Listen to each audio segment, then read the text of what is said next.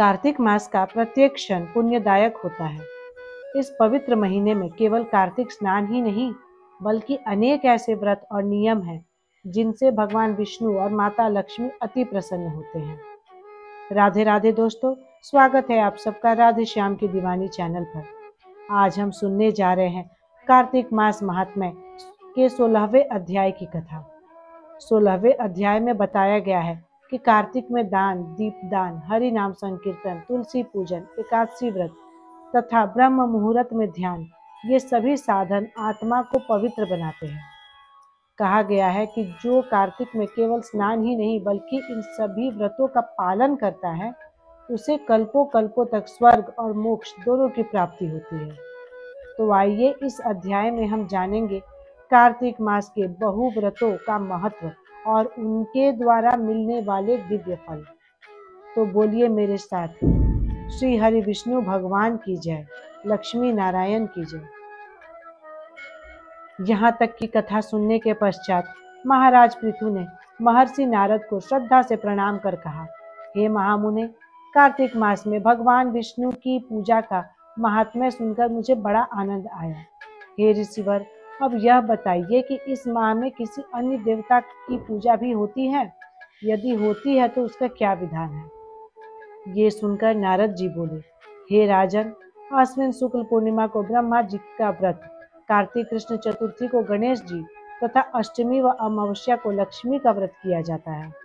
जो कुंवारी कन्याएं सुयोग्य वर की इच्छा से कार्तिक मास के चतुर्थी को गणेश जी का कर्क चतुर्थी व्रत करती है, उन्हें सुयोग्य वर की प्राप्ति होती है। यदि विवाहित स्त्री इस व्रत को करे तो उसका सुहाग अटल रहता है। हे महामुने, कृपा कर यह बताएं कि इस व्रत के करने की विधि क्या है?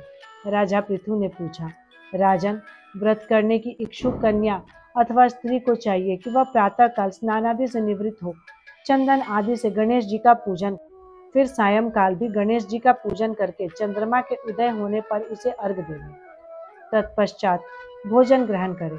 हे राजन, सधवा स्त्रियों को अपने सुहाग की रक्षा के लिए यह व्रत अवश्य करना चाहिए। अब मैं तुमसे इस व्रत का इतिहास कहता हूँ, ध्यान पूर्वक सुनो। नारद जी ने कहा, प्राचीन काल में भद्रावती नामक एक नगर में सुधर्मा नामक एक राजा था। उसके 4 पुत्र और एक पुत्री थे।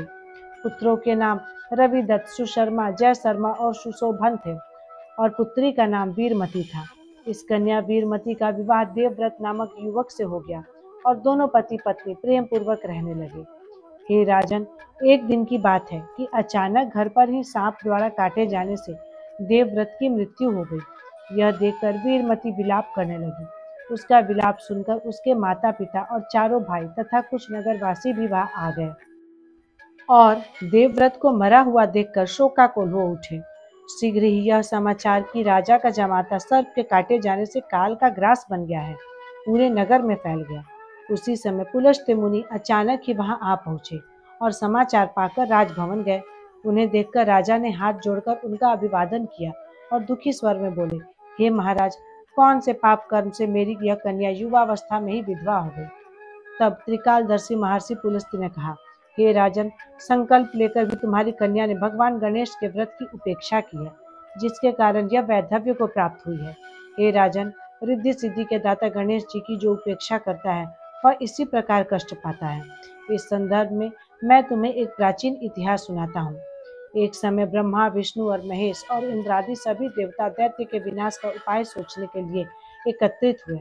उस समय ब्रह्मा जी ने कहा कि गणेश चतुर्थी का व्रत संपूर्ण विपत्तियों का विनाश करने वाला है। तब सब देवताओं ने कार्तिक के कृष्ण पक्ष की चतुर्थी का व्रत किया, जिससे दैत्यों पर विजय प्राप्त हुई। तत्पश्चात सब देवताओं ने गणेश जी से कहा, हे विघ्नहर्ता, आपकी कृपा से हमने विजय प्राप्त की है, अब आप कृपा कर वर मांगिए। तब गणेश जी ने कहा, हे देवों, यह वरदान दो कि जो स्त्री कार्तिक शुक्ल पक्ष की चतुर्थी का व्रत पूरी श्रद्धा और भक्ति से करे, उस पर सभी देवों की कृपा हो और उसका सुहाग चिरंजीवी हो। देवताओं ने ऐसा ही वरदान दिया, इसलिए हे राजन, यह व्रत सभी सधवा स्त्रियों को करना चाहिए। महर्षि पुलस्त्य ने कहा, हे राजन, यदि तुम्हारी पुत्री अभी इस व्रत के करने का संकल्प ले और करे तो इसका पति भी जीवित हो जाएगा। यह कहकर महर्षि पुलस्त्य वहां से प्रस्थान कर गए। तत्पश्चात राजा ने अपने जमाता का शव तेल में सुरक्षित रखवा दिया। इसके बाद जब कार्तिक मास आया तो उसकी पुत्री ने विधिवत व्रत करके गणेश चतुर्थी का व्रत किया और उद्यापन करके ब्राह्मणों को भोजन कराया तथा श्रद्धा से दान दक्षिणा देकर संतुष्ट किया, जिसके सुफल से उसका मृतक पति पुनः जीवित हो उठा।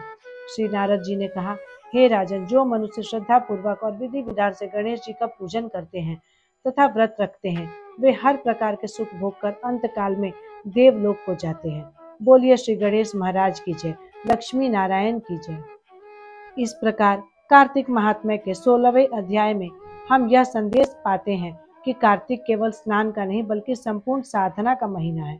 जो मनुष्य दीपदान, व्रत, तुलसी पूजा और हरि नाम में लीन होकर जीवन बिताता है, तब उसका हृदय भगवान के प्रेम से भर जाता है। जो कोई भी इस माह के व्रतों का श्रद्धा और भक्ति से पालन करता है, उस पर श्रीहरि स्वयं कृपा करते हैं और उसके समस्त पाप नष्ट हो जाते हैं।